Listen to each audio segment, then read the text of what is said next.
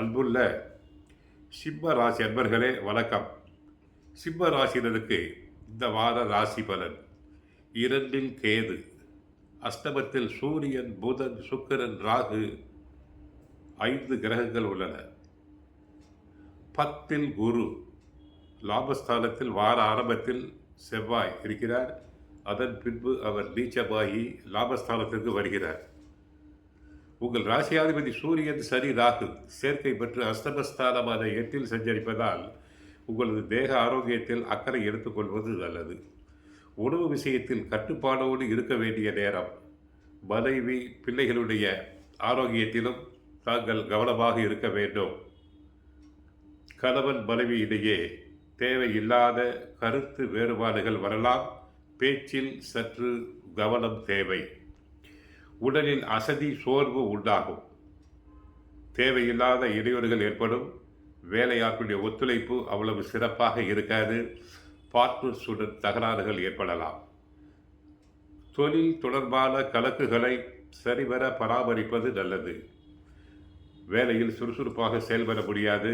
தேவையில்லாத வகையில் அதிகாரியிடம் வீண் கருத்து வேறுபாடு ஏற்படக்கூடிய நேரம் என்பதால் பேச்சில் பொறுமை தேவை.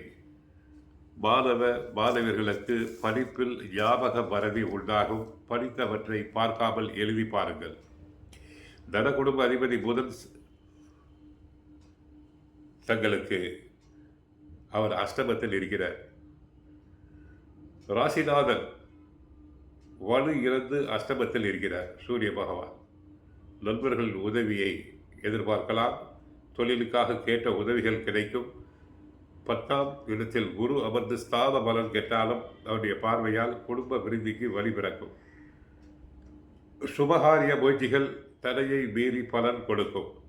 ராசிநாதனை தவிர்த்த சில கிரக அமைப்புகளினால் நன்மைகள் குறைந்தாலும் ராசிநாதனே பலம் குறைந்த காலத்தில் இருப்பதால் அஷ்டமத்தில் ராகுவோடு இணைந்த காலத்தில் எதையும் நிதானமாக பொறுமையாக செயல்படுங்கள்.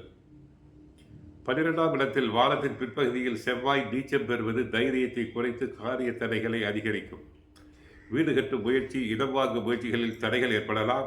வெளியில் சொல்ல முடியாத கஷ்டத்தை மனதில் வைத்து போராடும் அமைப்பு உண்டு. தாங்கள் செய்ய வேண்டியது சிவன் கோயிலுக்கு சென்று சிவபெருமானை வழிபடுங்கள். சூரியனை வழிபடுங்கள். முடிந்தால் ஸ்ரீ பழனியம்மனை வழிபடுங்கள். கஷ்டங்கள் அனைத்தும் குறையும். வாழ்க வளமுடன். மங்களம் உண்டாகட்டும்.